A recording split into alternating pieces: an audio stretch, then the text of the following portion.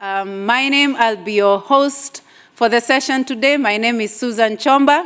I'm the Director for Vital Landscapes at World Resources Institute, WRI. I'm based in Nairobi, but really feel that Rwanda is my second home. So warm welcome, everybody. In terms of this session, really, we know that food is a fundamental human need. It's a human need for all of us. We need food. It's fundamental for our health. It's fundamental for the environment, for society and economy. But today's food systems are wasteful, resource-intensive, and polluting. Basically, most of what we are producing right now, a third of that goes to waste, which amounts to about 1.3 billion tons per year. Meanwhile, we have at least 800 million people that are going hungry every year. So building circular food systems sounds like common sense. It sounds like it should be a priority for us in order to be able to feed ourselves, use resources efficiently, but also looking into the future, be able to feed at least the 9.7 billion people that are projected by 2050. For a country like Rwanda, there are obvious benefits for circular food systems, which includes, obviously, job creation, increasing food availability, and taking care of the environment. In today's session, we are going to focus really on the role of SMEs, that's the small and medium enterprises, and the role that they play in enabling circular food systems, as well as the policy environment to help us transition to circular food systems. We are going to start with keynote speakers, and allow me to introduce our first keynote speaker, who is the Chief Technical Advisor in the Ministry of Trade and Industry, Mr. Alexis Kabayeza. Please, Mr. Alexis Kabayeza, welcome him and come and give us our opening remarks.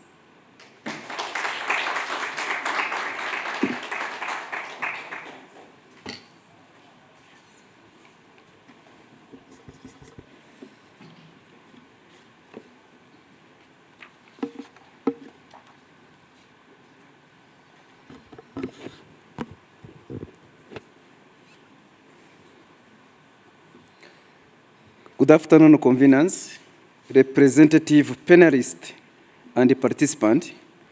Thank you for being here for a discussion on a crucial issue for our economy, our environment, and our food security. I owe particular thanks to the World Resources Institute and the PACE for convening this panel discussions as part of the Circular Food Systems for Rwanda program. I will begin by opening remarks, of course, by introducing myself as Chief Technical Advisor for the Ministry of Trade and Industry, who is here representing the permanent secretary of the ministry who will be here, but excused as he is engaged in another meeting. Indeed, Minicom works closely alongside with NEREDA, our affiliated agency, who understands research promotion, business models, and value chains that support circular economy. And alongside CPCIC and NEREDA, we ensure the adoption of technologies that develop circularity to drive green growth strategies and the move to climate resilience and cleaner production. As an example of CPCIC's great initiative in this space, I can highlight capacity building for 108 women and youth SMEs in adopting green practices and circular economy. Our colleagues in this team, and with the other partners, I have been working in the circular food systems for Rwanda programs and in a collaboration with the ministry. And so, from this seat and with these thanks and tasks in mind, I would to welcome you to all these events in which we are going to collaboratively explore the potential for developing a circular food systems for Rwanda. Circularity promotes regeneration, reuse, and recycling principles and technologies in our food sector that can contribute to sustainably economic growth with a cleaner environment and greater food security. With the broad representation here today, this dialogue presents an opportunity to constructively share our diverse insights and expertise. We have the chance to convey the support that is needed to unlock financing and SMEs innovation and simultaneously establish the roles of policy and other stakeholders in creating an enabling environment for circularity in our food sector. To set also the scene and make clear the importance of circularity applied to our food systems, and for today's discussion, I can recognize the following facts. Agriculture alone representing nearly 27% of Rwanda's economy, and this is projected to increase for incoming years. Even within our emerging and growing manufacturing sectors, food manufacturing in particular representing 34% in manufacturing value and largest segment.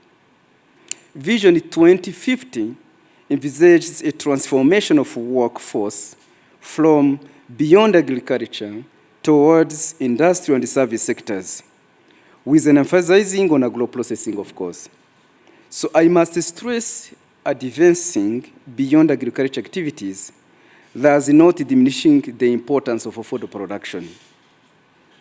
And yet, despite these preeminences in our economy and priorities, our food sectors are still facing issues. To name a few, we still having a challenge of raw availability and the quality of raw materials, high price of packaging materials, concerns around growing standards and harvesting techniques, and of course, low coordinating and coordinations in supply. Lastly, it's no longer secret that these issues will only be exacerbated if we fail to adopt a sustainable approach to development.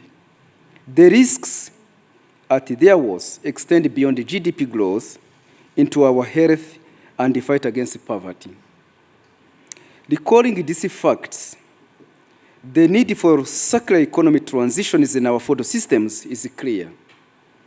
It's unacceptable that there to be considerable wastage concurrent with concerns about availability of raw materials and the pricing of packaging. In brief, we need to create awareness around consumer choices and increase food loss. Understand innovations around the key food commodities, for example, extending perishable goods shelf lives, and better research on key points of food wastage in agro-processing, so this can be addressed. Let me not go into more details as all of us, you as panelists, will have an opportunity to examine these issues and the possible interventions during incoming discussions. I'm pleased to welcome our panelists to engage in a productive and a collaborative discussion today. Thanks to the variety of present stakeholders, and I expect from this discussion for us all to gain new insights and into these complex issues so that we can have something to identify as opportunities to support each another in facilitating circularity in the food sectors here in Rwanda.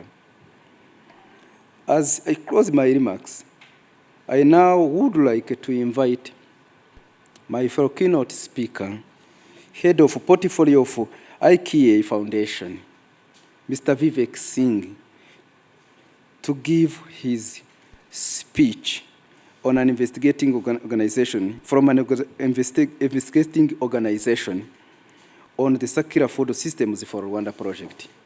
I take this opportunity also to open it officially. Thank you.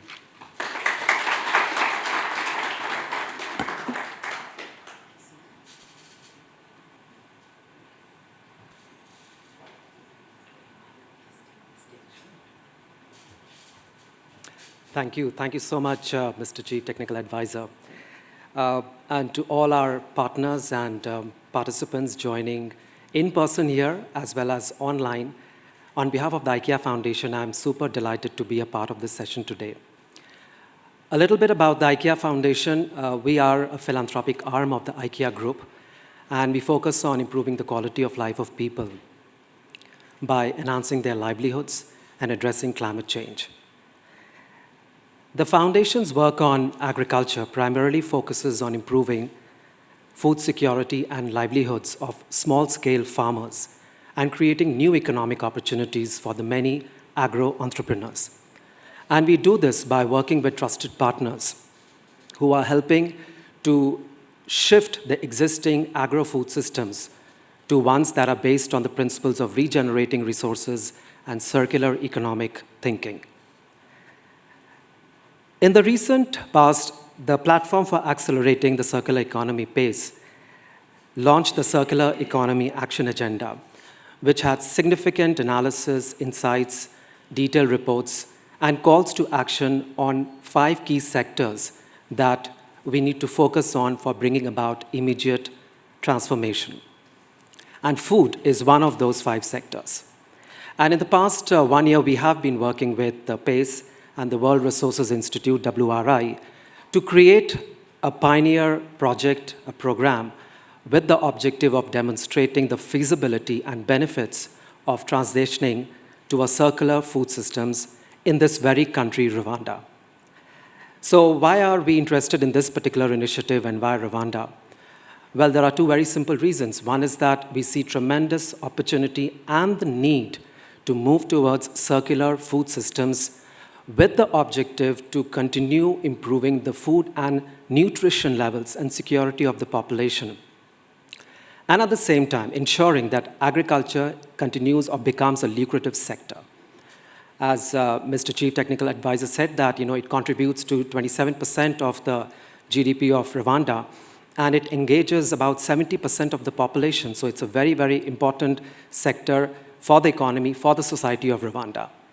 And the second reason is that both the government and the private sector in Rwanda have been very keen and very active supporters of circular economy models and approaches. In fact, the government of Rwanda has been, I would say, has been very unique in setting some very progressive policies on environmental sustainability and also adopting or embracing the whole concept and idea of circular economy as the way forward. And we saw this week that the government of Rwanda launched the National Circular Economy Action Plan, which is very motivating and which is an encouraging way forward. For this particular initiative on circular food systems, which is a 3-year program, WRI and PACE have put together a consortium of very strong partners to implement this initiative. So the program would be working with Cleaner Production and Climate Innovation Center, which is the CPCIC, the Alliance for the Circular Economy, the African Circular Economy Alliance, the African Circular Economy Network, and Resonance. And all these organizations have been working together, and they will continue to work together to build on this opportunity by engaging with the public sector and setting up a small and medium enterprise development fund. And the whole idea behind this SME fund, as we refer to it, is to help businesses, enterprises, companies to get the right kind of technical inputs, right kind of technical assistance, build stronger networks, and access the much-needed finance and capital to start, grow, and thrive these businesses.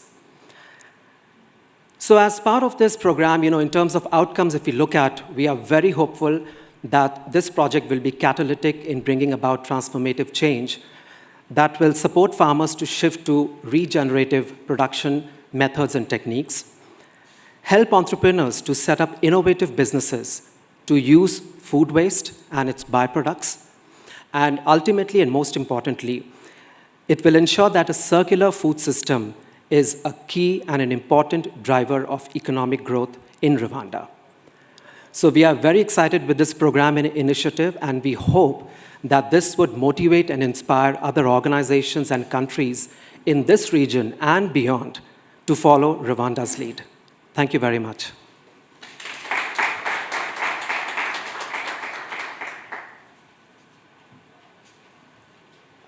Thank you so much. Let's give another round of applause for our keynote speakers. Fantastic, and really delighted now to invite our panelists. Shift to the panel discussion. We have fantastic panelists in the room that are going to help us flesh out the discussions around food systems and circular food system. We have Ramona Liberoff, the Executive Director of PACE. Please come forward. We have Reverend Nathan Taremwa, the lecturer in the University of Rwanda. And then we have Elke Nijman, the circular economy expert at ASEN. We have Christian Irakoze, the CEO and Managing Director of Ezeneza. Christian, if you can hear me, please join us here. And we also have Savio Dominic, the CEO and Managing Director of Gold Insect. Savio, please, thank you, join us. It's a golden insect. Sorry? It's a golden insect. Golden insect, not gold insect. Thank you for the correction. It's golden insect. And then Emanuela Murekatete, the Program Design Analyst for Fonerwa. Thank you so much, Emanuela. So my sense is that Christian may not be in the room for now. Okay, no worries. When he comes, you can just join the panel. So, what a wonderful session here we are going to have, really fleshing out. We have representations from the global level to the regional level to the SMEs that are actually doing the work on the ground. And so I'll join the panel here and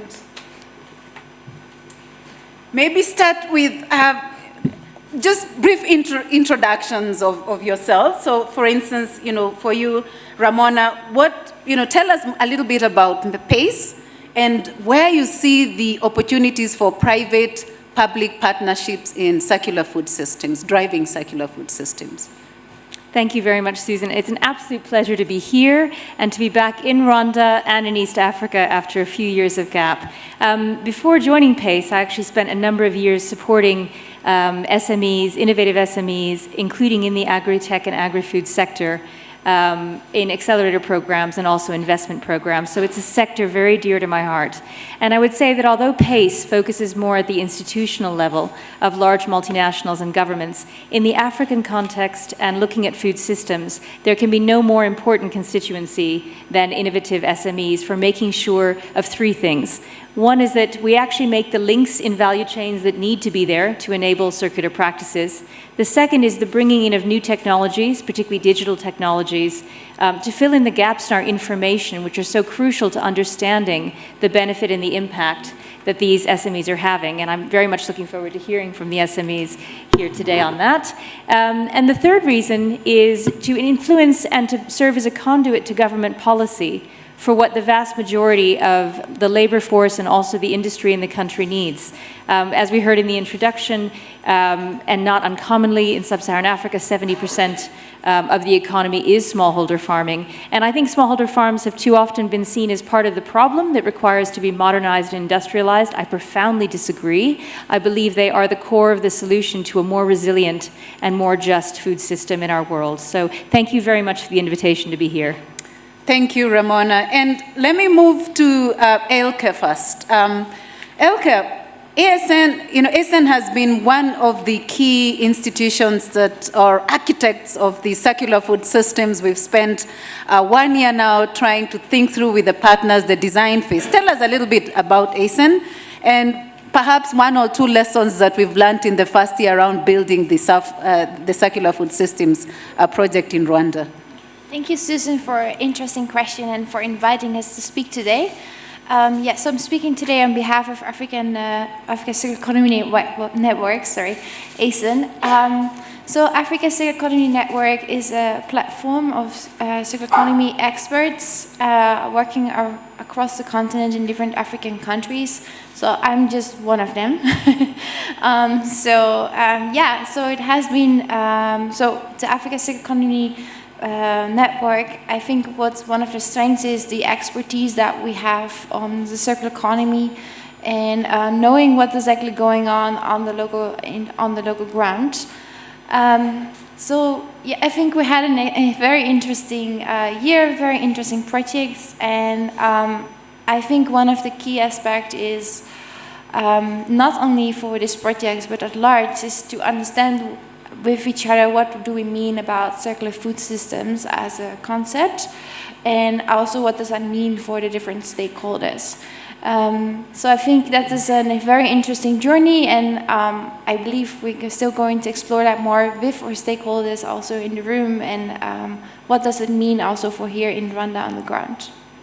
Thank you so much, Elke and Dia. We do take it for granted that when we talk about circular food systems, everybody in the room shares a similar understanding or similar meaning for it. So we hope the panel will help us flesh out, and also, people in the room as well will get a few minutes for questions and for us to share and let us to understand how you to hear how you understand the concept of circular food systems. So let me come to Emanuela from FONERWA. A lot of us admire FONERWA. Let me say this from the Kenyan side. We know the beautiful work that FONERWA has been doing in terms of really drawing investments in this country. So tell us a little bit more about FONERWA and whether there is something that you're doing around circularity under FONERWA. Yeah, thank you so much, Susan. So actually FONERWA is an engine, if I might call it. So with a mandate actually to mobilize climate finance, coordinate the mobilized climate finance and channel it actually through different projects, the implementation of green project and climate resilient projects. So we have been working with different partners, be it public institutions, private sector, civil society, and NGOs actually, everyone who is implementing green and climate resilient projects. We have been also supporting different institutions in the circular economy in partnership with the Minicom. We have supported actually the establishment of the EnviroServe facility. And we also have been supporting Minagri on other different food programs. Yeah, we have been really working with great partners in this sector. Thank you. Fantastic. Thank you so much. We'll come back to you, but let me come to Let me come and tell us a little bit about your business, the golden insect. It's not the gold insect, it's the golden insect. Yeah. We are so curious to hear more about that and what business model you have on circularity. Yeah. Thank you very much. I'm here representing my company. It's called the Golden Insect.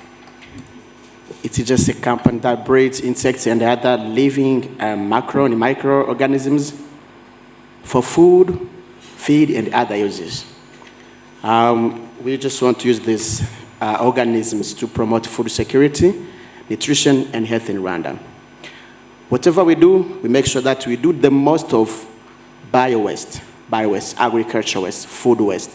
Those are the things that are scattered everywhere in my community, but people there, they don't have any other means of managing them environmental friendly. And according to some reports, food waste is one of the things that are also contributing to the greenhouse gases. But by using these organisms, we are able to sequestrate these greenhouse gases from that. But also we use these organisms, some of their animal feed, they're just alternative social proteins for pig, fish, and chicken. We just want to make sure that you have food security because the farmers of these animals, the chicken farmers, pig farmers, they use soybean and fish meal as social proteins. And we humans also, we need these stuffs, so we can sacrifice ourselves to give our food to animals. We'll have to look for alternative solution. But also we are breeding what we call red worms. The red worms are, mainly we use red worms to manage the agricultural waste, the farm waste, the animal waste. We want to transform them easily into world's best compost, what is called vermicompost and vermiliquid, to make sure that our farmers are no longer polluting their land by applying frequently the synthetic fertilizers, but they do apply organic fertilizer, which has the same almost the same parameters as chemical fertilizers, and they help to increase the farm production, but also increase food safety.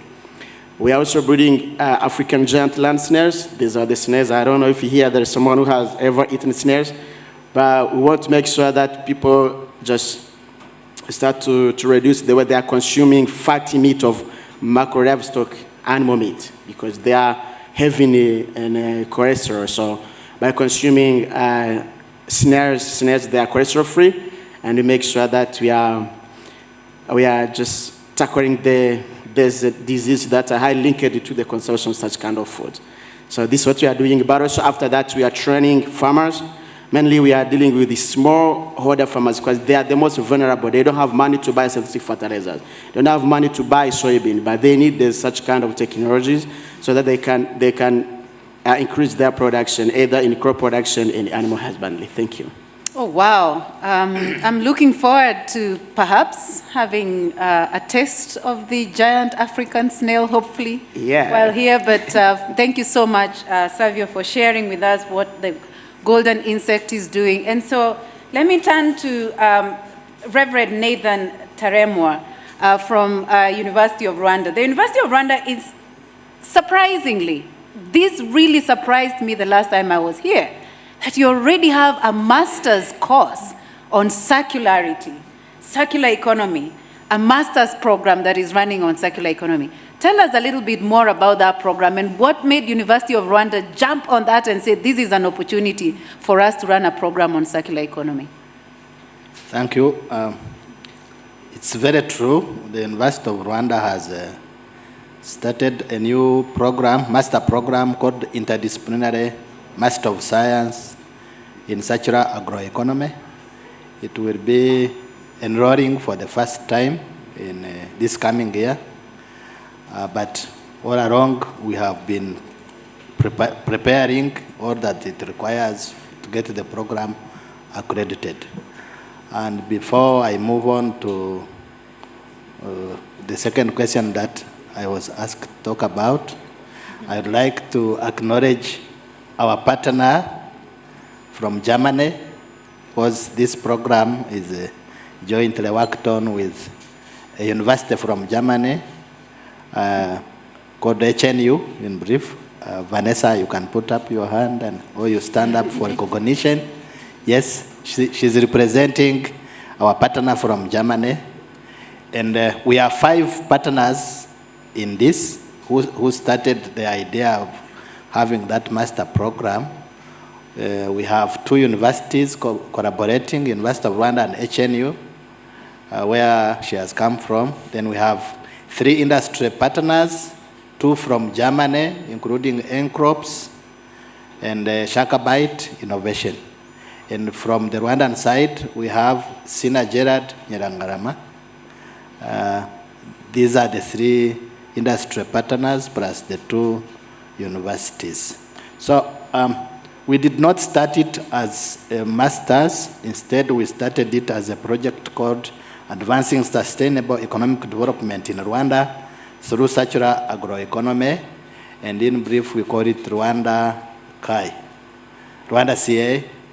So about the master program, looking at the challenges affecting the food and agriculture system or sector, the University of Rwanda usually has a mandate as a public university, has a mandate to teach, to do research, and to do community outreach service. And we do this focusing in many areas, but looking at all the issues affecting the food system, the University of Rwanda thought it wise to develop a new Master of Science. And when we were thinking about it, we looked at all the issues in different areas, and we said the approach we should use should be interdisciplinary.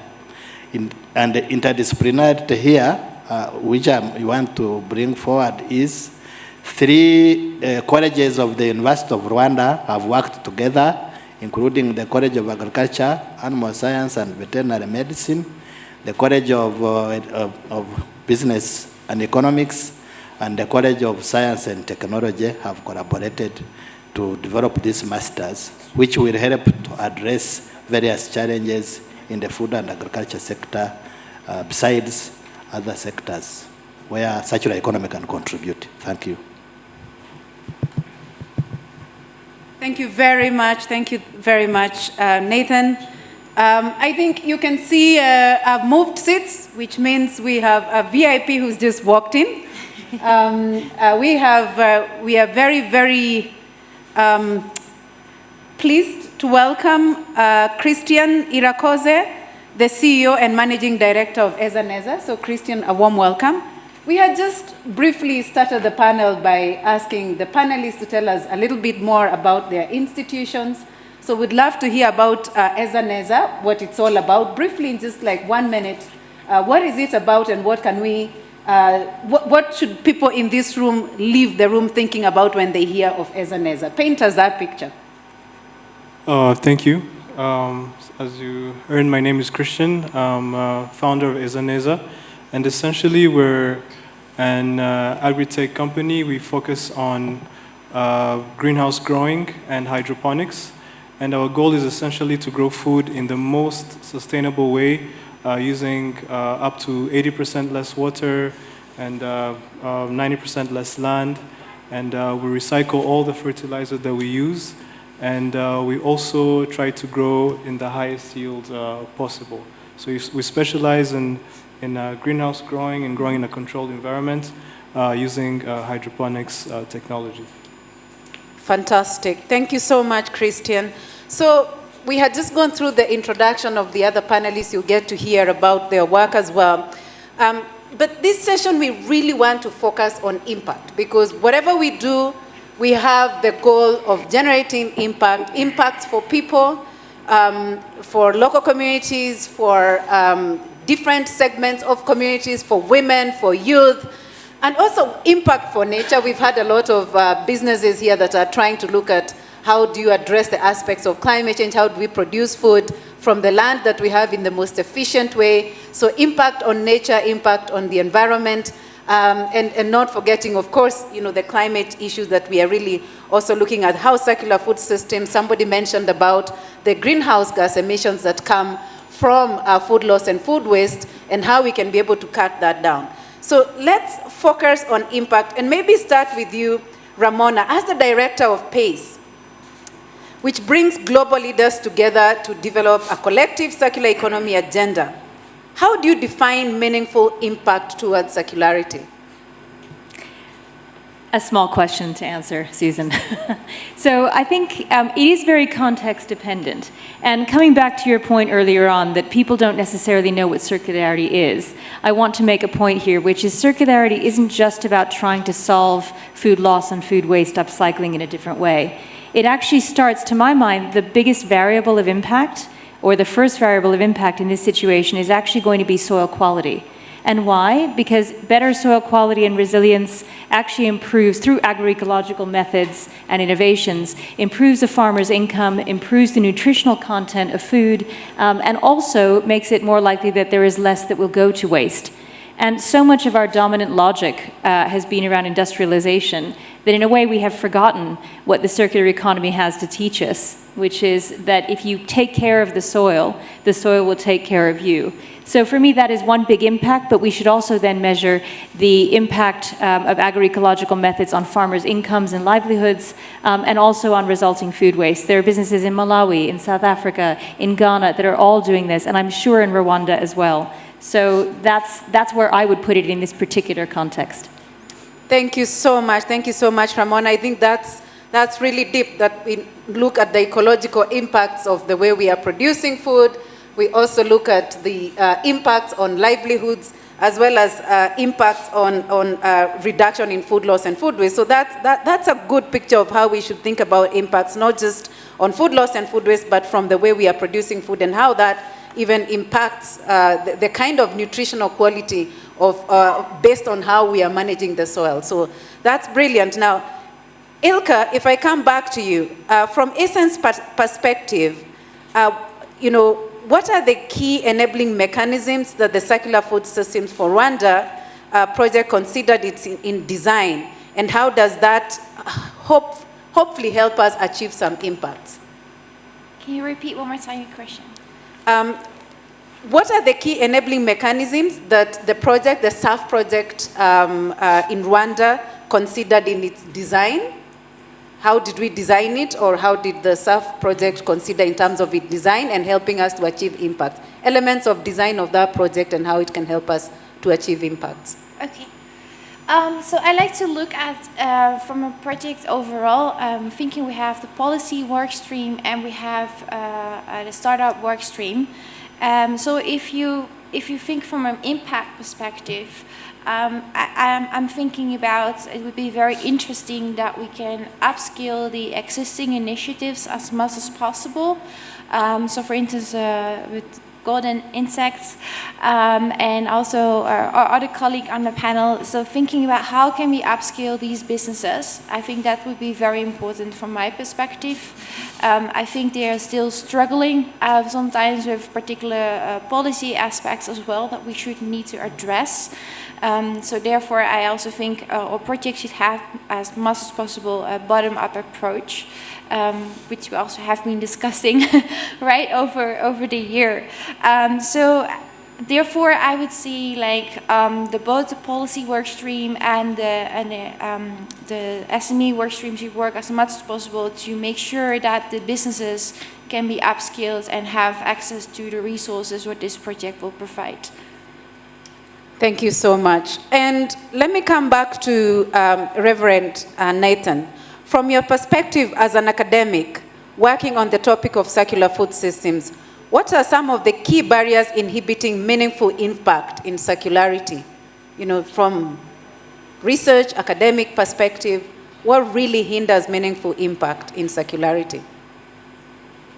Well, largely, if I take an example of the young graduates that we have had over the past years, the key challenge is lack of skills or not adequate skills. And we look at this program that we are initiating to be a source of those skills, because we have looked at the issues affecting us and affecting young people. Graduate employability, unemployability is a key challenge here in Rwanda, and we believe that that barrier can only be addressed if we provide good skills.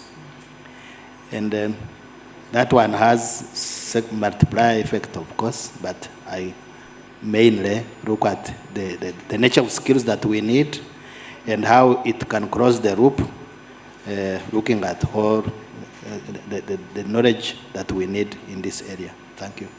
Yeah, I think that's really, really key, that it's difficult to achieve impact if we don't even know what kind of skills are required. Upskilling our stakeholders who are already engaging in circular food systems. So thank you so much. Now, Christian, let me come back to you. As you're an influential agribusiness in the space that may be striving to enact influential circular practices, what are the barriers that inhibit your company? Or what barriers do you encounter when you're trying to generate impact? So one of the most, maybe if I can speak of the current challenges that we're facing now, is in terms of sustainability, but further along the food chain in terms of post-harvest. So one of our products is that we grow berries, and initially we were packaging them in plastic packaging, which is not a very sustainable way to do things. However, the government has put in place a very progressive approach to ban all plastic, one-use plastic packaging, and as part of the private sector, we were tasked with the responsibility of having to figure out a solution. And we are figuring out the solution, but it also, in figuring out the solution, we also have to factor in tools or alternatives that are as good as plastic, but more sustainable. So maybe a barrier to achieving that impact that even the government is looking for would be a little bit closer dialogue between the private sector and the public sector. So perhaps even in implementing these policies, we can work together to find these alternatives instead of sort of like leaving a gap where we don't immediately have the solutions, but the policies have been put in place. So a closer dialogue between the public and the private sector would really bridge that gap and generate more impact for sustainability. Yeah, thank you so much for that. I'm just wondering, is it easy? Is it that easy, for instance, if there is a ban on single-use plastic and you want to package your berries? Is it so easy to just come up with an alternative? As an innovator in this space, share with us what kind of thinking and process you go through. So it's not easy, and ideally, when such a policy is put in place, ideally you would go to someone on the market who's already providing that solution. However, as the policy is still new, it's still a process, and even for us that are trying to figure out different solutions, it has to be an experiment, because you can't just get any sort of packaging. You have to think about the perishability, how it keeps your food safe. So it's more of a process, and that's why a closer dialogue or working together between not just between the public sector and the private sector, but also the members within the private sector. So maybe people within the horticulture sector can get together and try to figure out these alternatives, because this law applies to me as it applies to all of them. So working together within the private sector and also having a strong dialogue between the public and private sector is really needed, because it's not an easy process. It can even be a long-term process to find these alternatives. Thank you so much, Christian. And Savio, let me come back to you. Also, you are in the SME space, and I'm sure you have a lot of experiences you can share with us. Perhaps tell us a little bit more in terms of what kind of barriers inhibit you from realizing that goal of impact that you have very clearly set up for the business and in your mind. Thank you very much. The only impact that is to go the insect. We want to bring life to land and land to life. This is the only goal we want. But we can't do that because there are some challenges, I can say.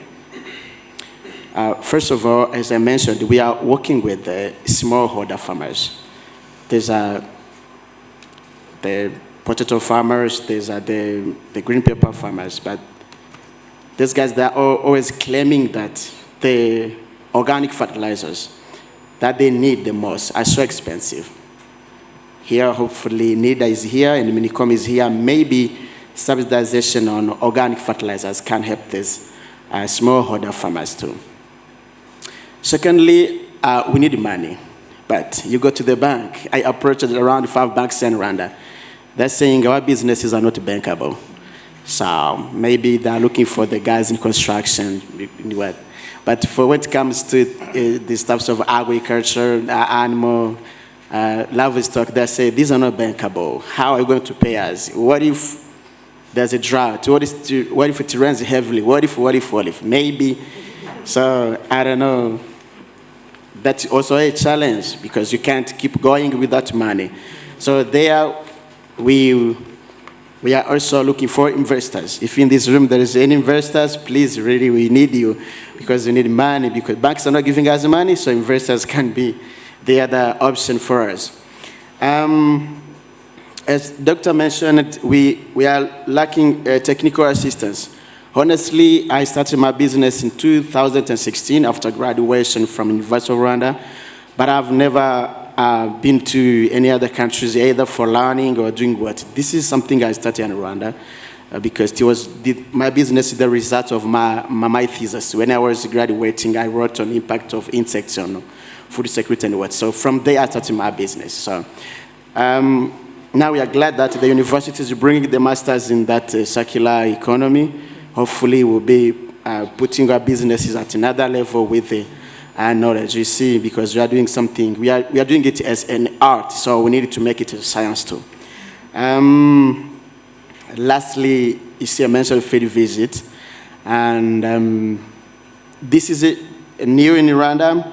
So maybe in other countries there where they are doing it perfectly. So there's a field visit can help us also boost our business to another level by referring to other existing businesses. Thank you. Wow, those are very, very good points, Savio. Really, really appreciated. And I think I want to pick the point on bankable projects as I turn to Manuela. You know that is coming. The challenge of access to finance by innovators in this space. Tell us a little bit more from your perspective how we can solve that. And it's an issue that keeps recurring, access to finance. Would love to hear your thoughts. Yeah, thank you. So actually what he mentioned is something that we have been meeting in our day-to-day activities, considering that not only we are mobilizing the climate finance, but also channel it.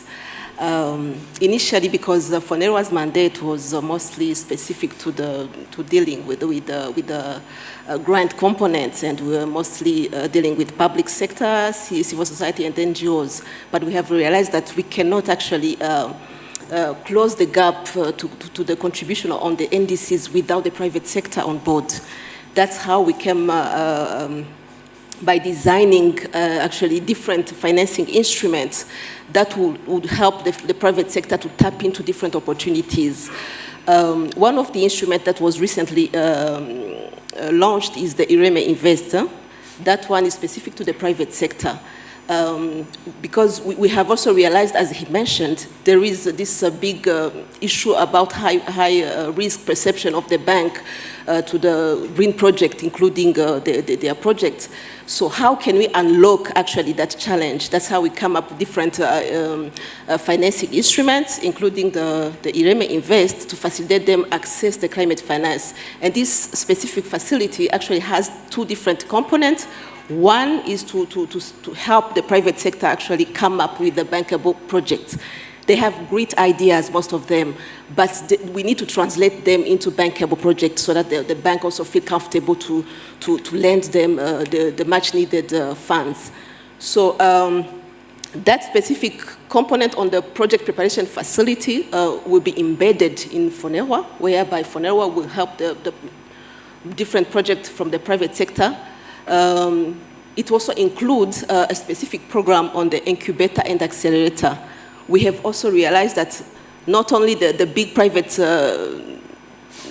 sector project needs the finance, but also the SMEs. How can we bring them on board also to contribute to the country's agenda, climate agenda? So the incubator and accelerator program will help them on different levels of the value chain. Some of them are at the level of ideation, others are already accelerated. How can we help them to bring on board bankable projects so that they can actually access finance from different financing institutions?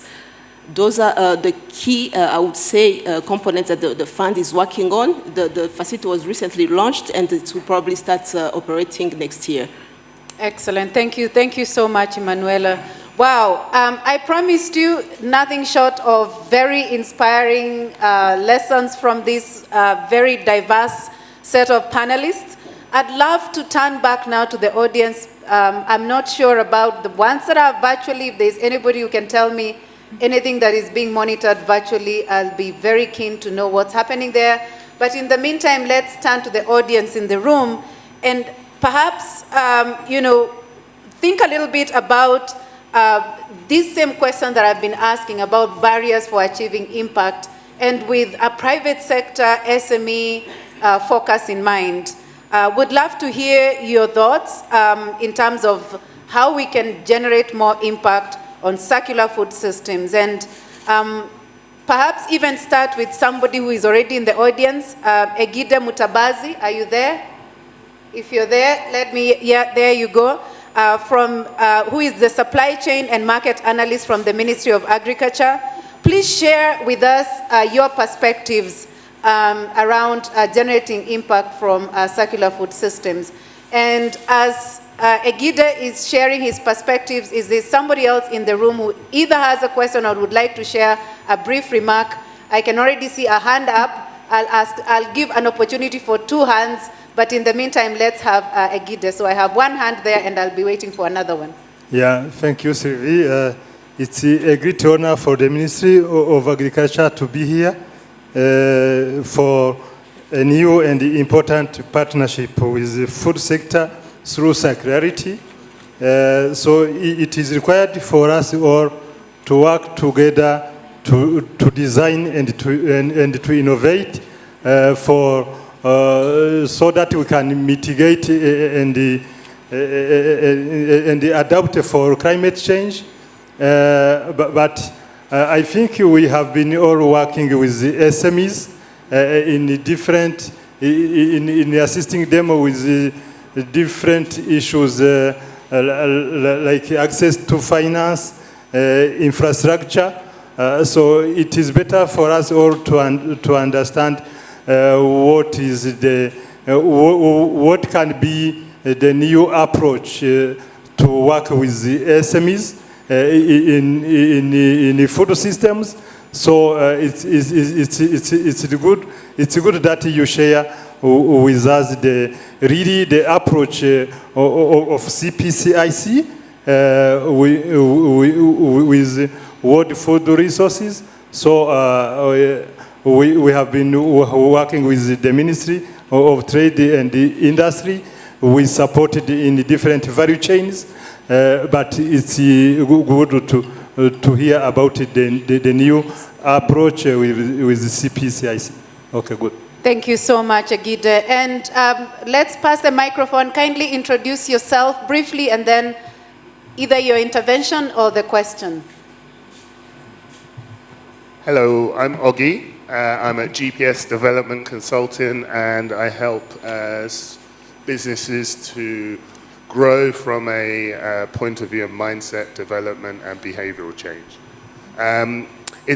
It's not so much of a question, it's more of an observation. And I think recently I've been at many farms over the last 2 or 3 months, and I think my frustration for me lies with the fact that I think there's too much talk and not enough action. So what I mean by that is situations like this, being in this room, I think that the farmers, the businesses, what they do need is they need to be spoken to. They need to be the priority. And too often the priority is the programs, the donors, the funders. I know, don't bite the hand that feeds you, but I have to say this. And it's been a frustration of mine to see how there's lots of smallholder farmers who want to change.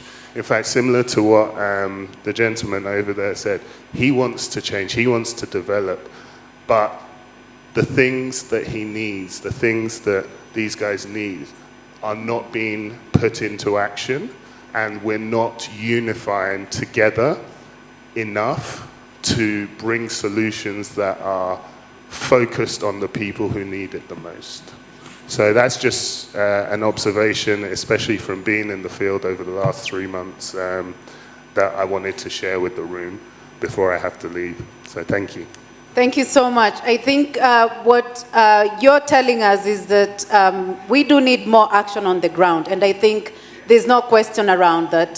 The multitude of challenges that are faced by our farmers in producing food sustainably, that are faced by the other value chain actors, are much more than the current level of effort that we are putting there. And I think it's a challenge for all of us who are working with smallholder farmers, all of us who are working in the public and private sector. I think your call to accelerate action, accelerate investments, accelerate our focus there is well taken. So I don't see any other question in the room or a hand in the room. So we'll shift to the questions, virtual questions that have been posed virtually.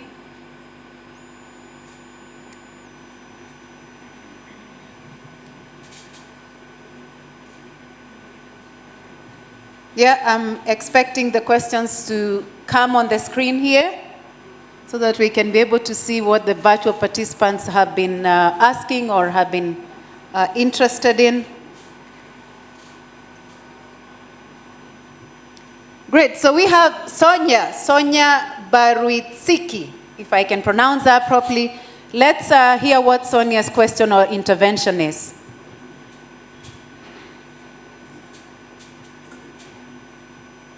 As a value chain and green environment consultant at the Food and Agriculture Organization. And actually our project is also being implemented in Rwanda as part of the integrated country approach for boosting decent jobs for youth in the agri-food system. And I was wondering if the participants, the panelists could kind of let us know a bit more if any of the initiatives or the work that they're doing is with a focus on youth, for example, youth employment, because this is something that's very interesting for us now in designing the next project phases as well. And in that sense, also I would like to say hello to Xavier, who has been part of one of our events last year as well. But yeah, it would be really interesting to hear like, in which sense youth is being taken into account with the areas that have been mentioned, from capacity to access to finance and so on. So thank you very much. Thank you so much, Sonia. Just keep the panelists take note of the question. I'll ask for your reflections. Let me see whether there's any other question online. Please, our team, check if there's any question either typed or hand up. Okay, no more questions from online participants, but we have one hand in the room. Hand over the mic and introduce yourself briefly and then ask your question. Thank you very much. My name is Nathaniel Otieno, Managing Director, Envirom Production Africa. This is a subsidiary of Envirom AS in Norway. I have two comments and one question. One comment is to Foneroa. Really appreciate your effort. I think when I came to this country, I was able to encounter what you're doing. With regard to finances, probably if not availing the cash, one of the ways that innovatively you can stimulate the SMEs is to provide bank guarantee, and that would basically encourage or enhance the appetite for giving credit and also lowering the interest rates, and that probably would work to the advantage of many SMEs. The second one is, and I hope this will be taken very positively because of my experience here for over 1 year. Minagri, Rab, Rema, very good job. When I compare my experience in Uganda and Kenya, my only encouragement is let us have a mindset that is facilitative, encouraging, because you're having a growing and emerging economy, especially agribusiness, and many players probably don't know their way around some of the things. It would really, really work if we develop a kind of a mentoring program, a facilitative program that's in an enabling environment rather than prohibitive. I'm not saying that is what is happening. I'm just sharing my experience. Lastly, one of the panelists have mentioned about the cost of organic fertilizers being expensive. I've also heard the same. I've also heard the issue that they are not available. And I find this a paradox because as I'm sitting here, I'm managing a company that has got one of the best quality natural organic fulvic and humic solutions. And we can supply the whole of East Africa at a stable price for the next 5 years. You haven't come to us. So probably the problem is not the product not being available, is the fact that we don't know what each one is is doing, and information sharing and having this out in the panel would help a lot. Thank you so much. Well, thank you so much. I think we have one more question online, and then we'll get the panelists to give some quick reflections. So, last question from the online participant. Could you project it, please? Okay, seems like it's Titus Gakwaya. Titus, we are hearing you. Please ask your question.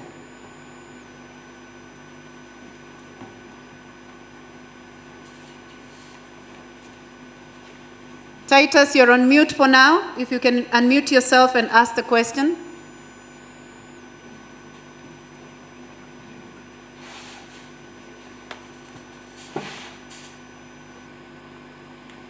Okay, it seems like we are having some technical issues. They are getting Titus to be able to ask the question. So let me turn back to the panel and get some quick reflections based on the observations, the questions that have been asked around youth, around, just generating more supportive, collaborative environment.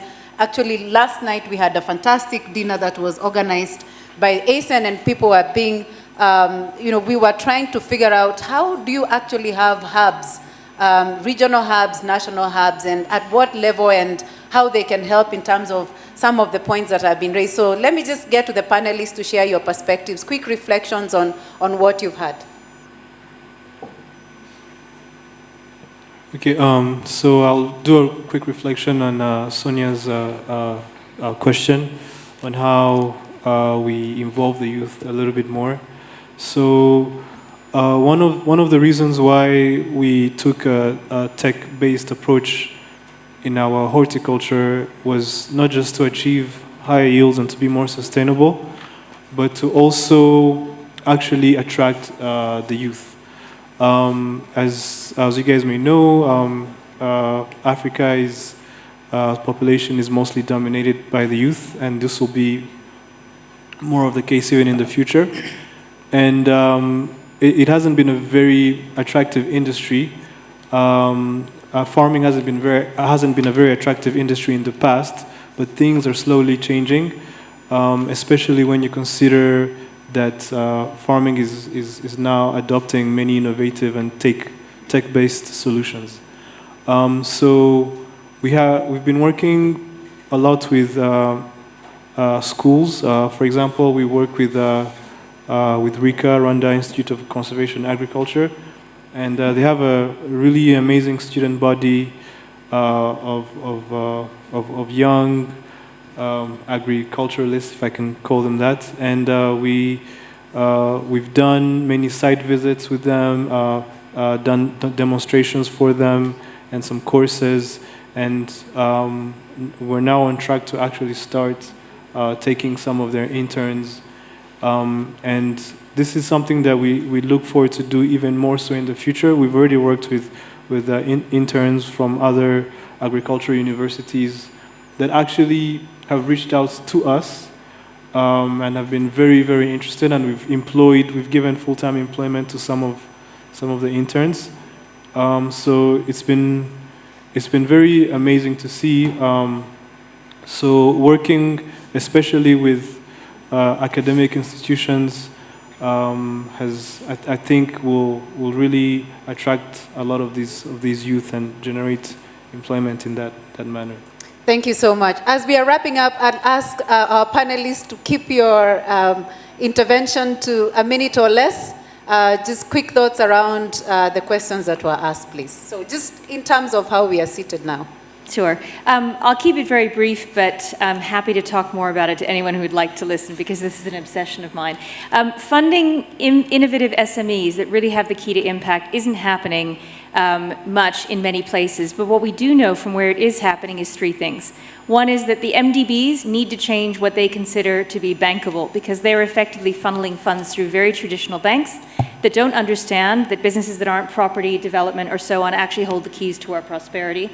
The second thing is we really don't know how to measure risk. An impact-oriented business is more likely to succeed and actually use up less cash in doing so, but that isn't considered valuable in the venture space, and it must be.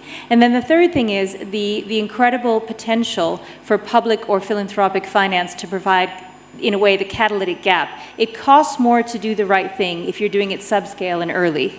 Until you scale. And public sector has a responsibility to provide positive value to externalities and channel that money right to innovative SMEs. Thank you. Thank you very much. How do I engage youth? Golden Insect is collaborates with a lot of youth forums. Here I can mention YATA, Youth in Agriculture Learning Track Africa. So here Tasia is the CEO in Rwanda, I think. So, but also at my farm, nobody works at my farm. When you are aged more than 30, you cannot work at my farm. So, and mostly I do engage people who are illiterate. Why?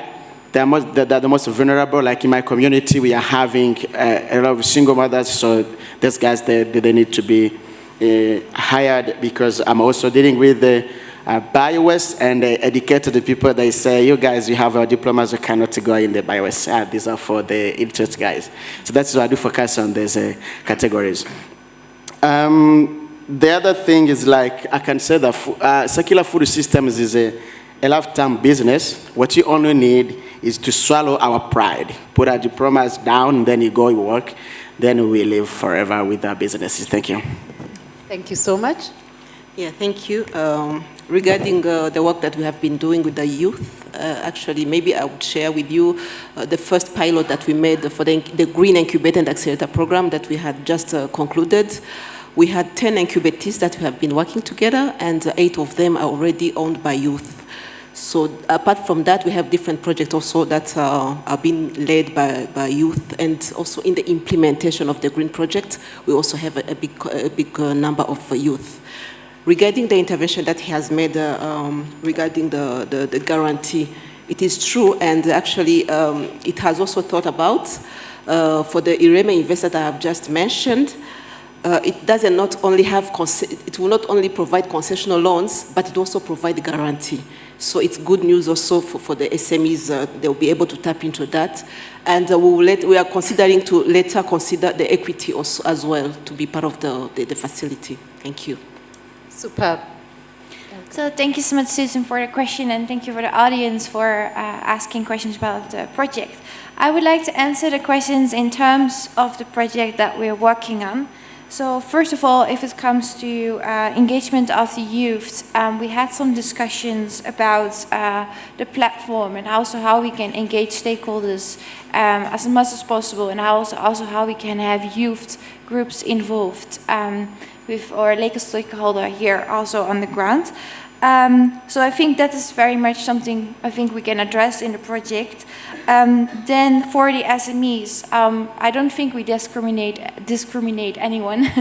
So youth is very much welcome also to be engaged in the project. And so I think circular food systems is something very engaging, something very new, which I think for the youth is a benefit. So you have knowledge you can build and use that as a exciting moment. Yeah, just want to address that. And I think from ASIN's perspective, I think we always like to have more people on board. So also if you'd like to join, I'm not in charge of the recruitment process, but I'm sure that they're happy to have more and get circular economy rocking and rolling. Then on the second point, on the enabling environment, organic fertilizers was addressed as being expensive. I hope within the projects we can also have more attention for that, and we can have make use of the policy platform that we want to establish to have this dialogue with the policymakers and how we can address this particular topic. Maybe we can go to subsidizing organic fertilizers, something what comes to my mind and have come to my mind for some time.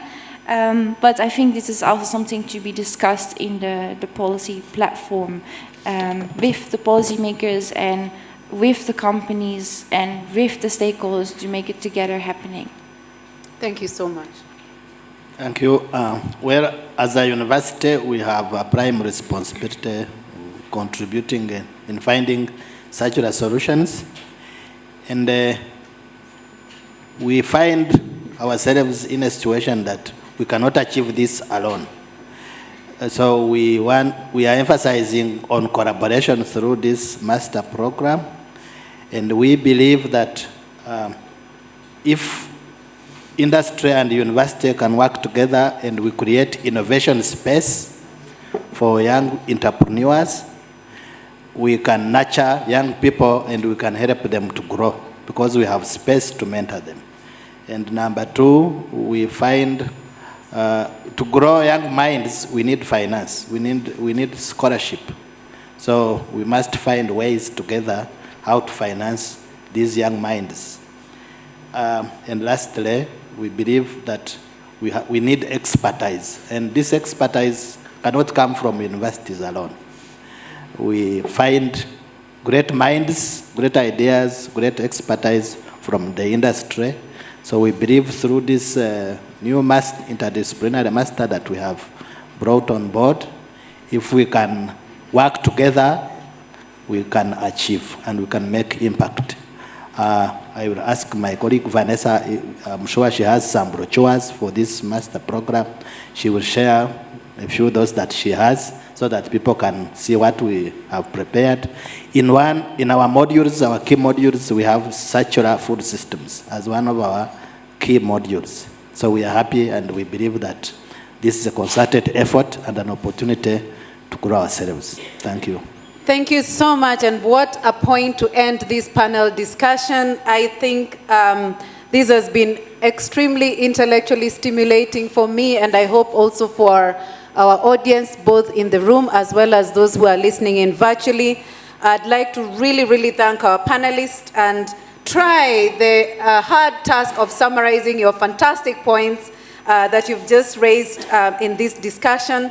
I will not pretend that I'll be able to mention all of them, but some of my key takeaway is that, first of all, on circular food systems, we need to expand our definition, we need to expand our understanding of what it entails, right from the production to the way we are packaging and processing our food, to addressing issues of food loss and food waste, to addressing issues of consumption and nutrition and diet. That circular food systems need to help us close that loop, and it's bigger than food loss and food waste. And that, you know, in our effort to try and focus on impacts on people, impacts on nature, we need to be very, very much aware of some of the things that are limiting us towards achieving that impact. We've had discussions around finance and financial instruments, really listening and understanding what, for instance, institutions like FONERWA are putting in place, and understanding some of the challenges that we experience from MDBs, and thinking around how we move beyond what is bankable and what's not bankable. I think that's a call to systemic changes in the way our finance instruments and institutions work. We've heard about the challenges around skill sets and upskilling of our workforce, our youth, our innovators, and what institutions like University of Rwanda are doing, putting together a master's program around circularity, which is formidable, but also looking at how even SMEs are looking at innovating around working around skill set. You've asked around, for instance, how we can have programs that enable SMEs to see what other SMEs are doing, to have field visits, to visit other, for instance, when you're speaking like that, I thought about Insectipro in Kenya, which is another one that is working with black soldier fly and stuff, and how much perhaps infusion of knowledge between Insectipro and golden insect can have if you have these platforms for sharing lessons and learnings. And of course, as well, there are so many other, I think, innovators around the hydroponic systems and increasing efficiency in production. And I'm sure that, there's always room to expand knowledge and bring that capacity for upskilling. We've also had discussions around how it's important to have policy dialogues, Elke has shared a lot in terms of what we are thinking with a multi-stakeholder policy platform under this project that is going to help us engage different stakeholders in the policy dialogue to address some of the issues that a particular project in itself cannot be able to address. Let's face it, we do need to bring stakeholders from different ministries, from research institutions, from the business sector, the SMEs, to come up with relevant policy recommendations that would catalyze circular food systems in the country. So I think I'd like to end on the importance that we've emphasized, every person who has spoken here in the panel, on the need to ensure that we are very cognizant of the role of youth. A majority of African population is under 35 years. In fact, when I heard, I think it's 70% or 70-something% on the continent is under 35 years, which means a lot of us here are actually not even in that bracket. We belong to the minority of the less than 70%, about 30 or maybe less than 30%. And so that is a big sort of sector that we need to be focusing on. And the beauty is that they're the ones who are driving innovation in circularity. So we don't have a choice than to really look at how we can be able to work with them and support them.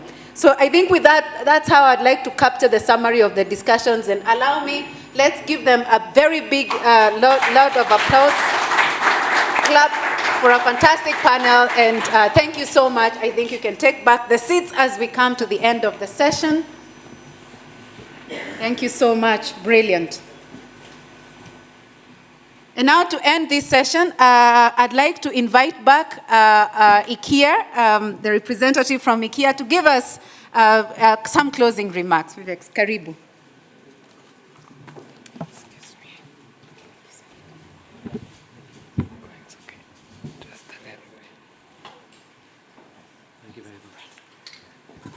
Thank you, Susan. I think you've done a fantastic job in concluding it well. And there have been so many takeaways. I mean, I've been very energized with this diversity of insights and perspectives which came on this aspect of moving towards a circular food system. And I'm very tempted to highlight 2 or 3 of those because that really kind of resonated with me. And they are in random order. One is that I'm super impressed with this whole initiative by the University of Rwanda on having a master's course on circular economy.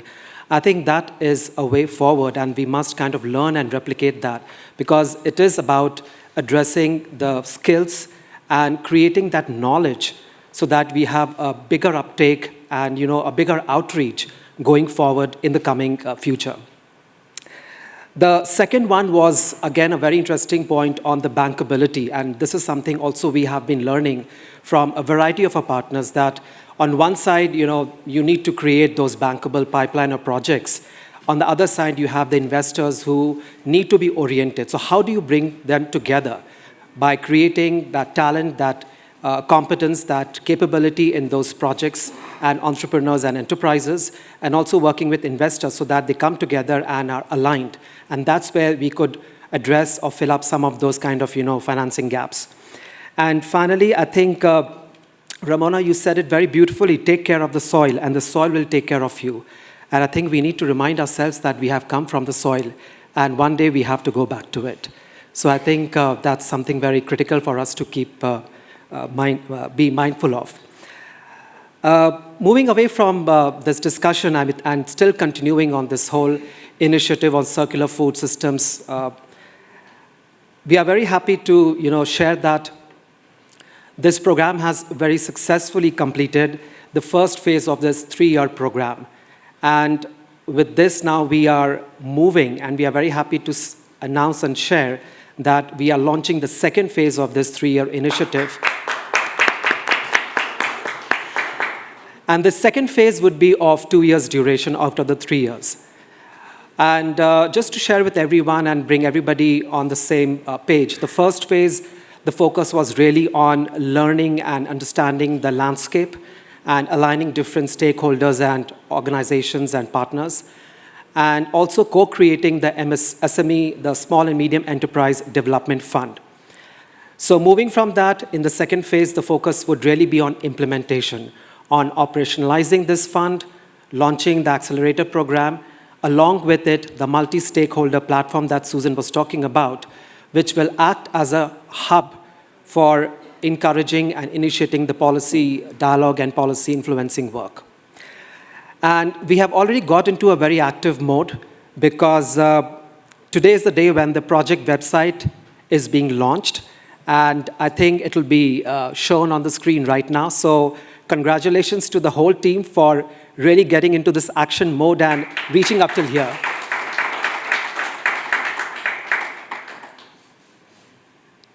So that's the website, right?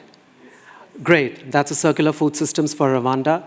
And encourage everyone in person and online to visit it and further talk about it so that we can really spread the word around for moving towards circular food systems. So I think with that, I would say that it's been super exciting. And on behalf of the foundation, we are really looking forward to working with all the partners and organizations in taking this forward. So the very best to all of you. Thank you.